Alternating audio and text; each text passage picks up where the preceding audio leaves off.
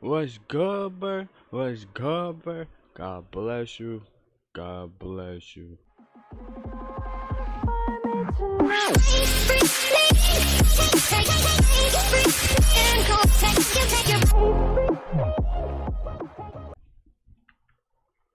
He say, When I signed up for driver's ed, sketchy driver's ed teachers. When I signed up for driver's ed, I definitely didn't expect that I would find myself in the situation where I thought that my driver's ed teacher was trying to kidnap me. So this Bro, what even? What, bro? Hey.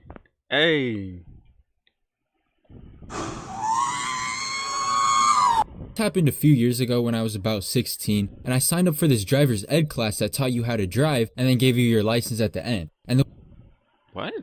the way it worked was it was divided into two separate parts. The first part was just sitting and learning in the classroom, and then the second part, on another day, you would get in a car with one of their instructors and practice for the driving test. And I was pretty excited to start the driving section, but first I had to go through the classroom part. And it was mainly just them throwing out a bunch of statistics to scare us into driving extremely cautious. They say stuff like, yeah, actually, little known fact, every time you get inside a car, you're actually just guaranteed to die. Do me a favor, please. Get out of here. Get out of here, man. Pack it up, buddy. And then at the end of the class, they explain that the next step is that one of their professional instructors will be driving around with us, basically teaching us how to drive. And the way I'm expecting this to go is I hop in the driver's seat, drive around the Glory to Jesus Christ. city with some instruction from the teacher, and then drive back. Just like anybody would expect, any normal driving.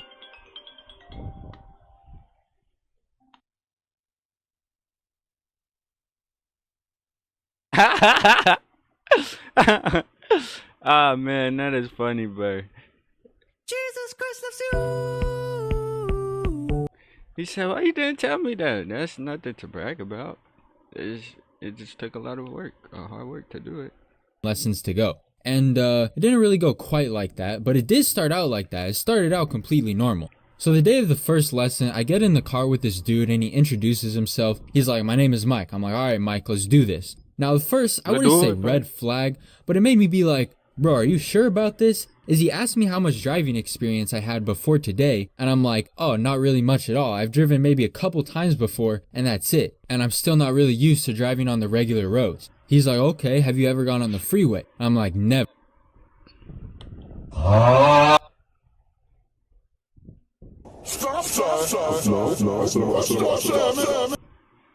Yo.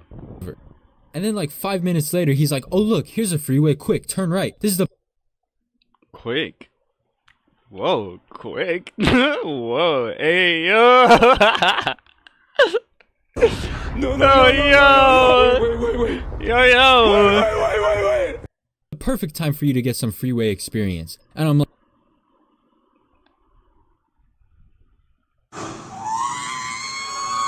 like, bro, I barely even have any experience on, you know, the regular roads. Like, are you trying to die right now or what? I just want to get used to the side streets first. Especially because where I live, it'll say speed limit 65. And then everybody acts like it's NASCAR. It'll be flying down the road at like 90 miles an hour. I'm not gonna lie, it was slightly intimidating for this early on in my driving career, but it ended up being cool. It's not like we got T-boned or anything. So we exit the freeway, and as we're driving along, the next thing I noticed about this man is he did not stop talking. He talked about everything, like the most random topics, food, sports. I learned like the best food, even though it's chicken Alfredos with the little, shrimp Alfredos with the little shrimps in it though. Entire history of his family. So there was his one son who went to Minnesota for college, and then his other daughters moved to San Diego, but then his one daughter was moving back to Arizona because of her boyfriend, but then they broke up, so now she doesn't know what to do. I don't know, the lore on Mike's family goes pretty deep, alright? But my first impression of him was he was a pretty cool guy. He just liked to talk a lot, which me at the time, I had barely ever driven a car before. It was a bit stressful. I'm trying to keep my focus on the road.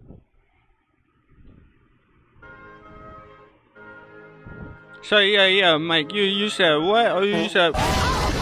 That's how that situation is. And he's rambling on about how he burnt the enchiladas that he... Hey, Burr. I'ma be even honest, Burr.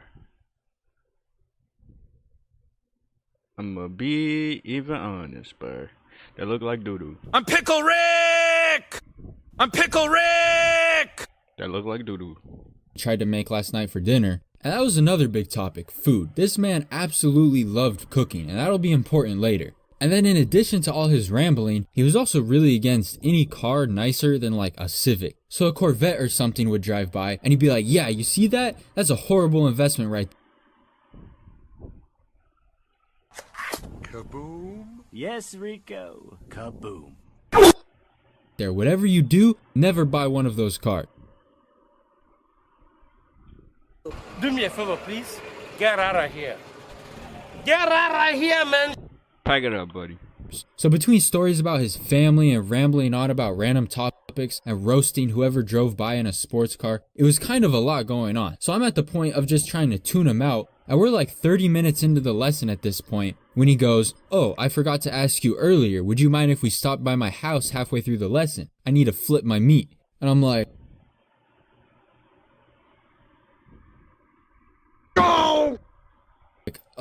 you wanna elaborate on what you mean by that?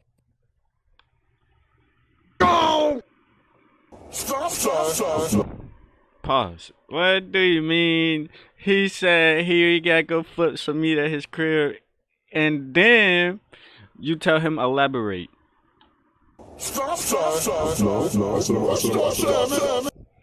Whoa, buddy. And he continues, he's like, yeah, I left some steak cooking back in my house. It's been in there the entire day. And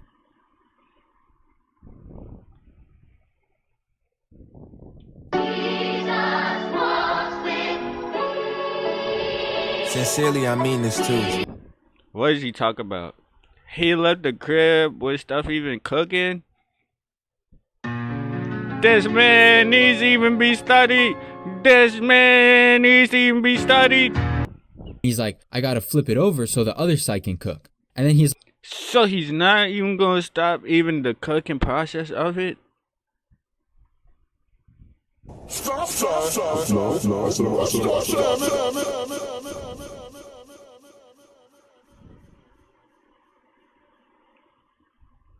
Yo. like, it'll just be really quick. There's nothing for you to worry about. Now, I'm pretty sure that in the classroom when they were explaining how the driving lessons would work, it did not include a stop off at the instructor's house halfway through to do some quick cooking. But one part of me was like, you know, he has been talking a lot about cooking this entire car ride. He seemed like he was pretty into food, so maybe it wasn't that out of the ordinary for him to interrupt his driving lessons to do some quick cooking.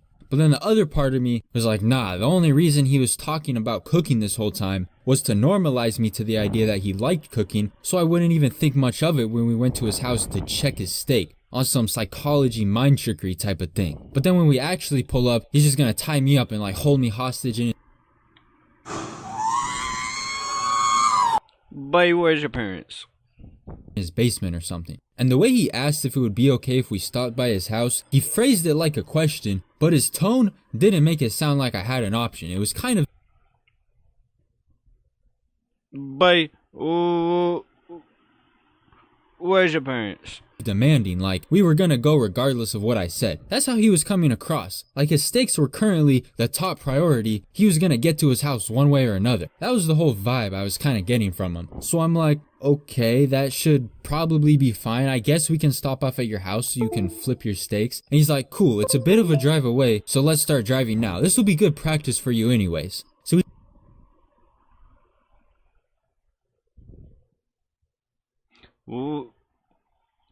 Where his parents is at though? Where his parents is at though? he starts telling me all these directions, turn left here, then turn right again. And at this point, we had driven to some part I'd never really been to before. So this is foreign territory to me. I'm just driving wherever he tells me to go. And I'm not gonna lie, at this point, it felt like me learning how to drive kind of became the secondary goal behind doing whatever he needed to do at his house. So we finally pull up to his neighborhood after Wait. This better not end. Hey, this story better not end like, yeah, this is how I got my license. Buddy, if this is how you got your license, if this is how you, if this right here is a story of how you got your license, buddy, There are all these turns and it's gated. So if Mike tries to pull anything and I gotta make a run for it, I'm gonna have to jump a fence on the way out. But we drive through the gates, we pull up to his house, and this man's house was big. Like, it was a nice house in a nice neighborhood. He opens the garage door and he said, pull into the garage. So and he said he put it to the garage, right? I pull in. Alright, I'll see y'all next stream, but and I'm planning on just sitting in the car in the garage and just waiting for him to go in and come out. But then he's like, just come inside so you don't. And he's ready to say he went inside, right? Don't have to wait in the car. And I'm like, this is questionable. I mean, I had never. So driving through the gate was not questionable. Driving into the garage was not questionable. But going into the house and while you sitting in a closed garage, going in is questionable. Met this dude before, who knows what he had planned, but I mean, I was still like 90% sure that it was probably gonna be fine. 90% sure. Hey, go away, man. Go away. Man, she always pop up. Man, Sony. PlayStation.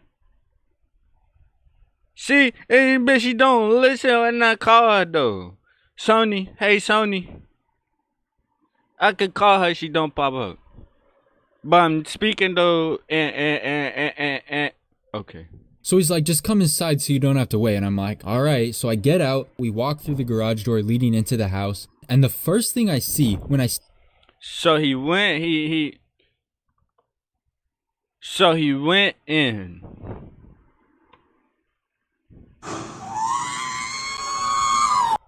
Buddy.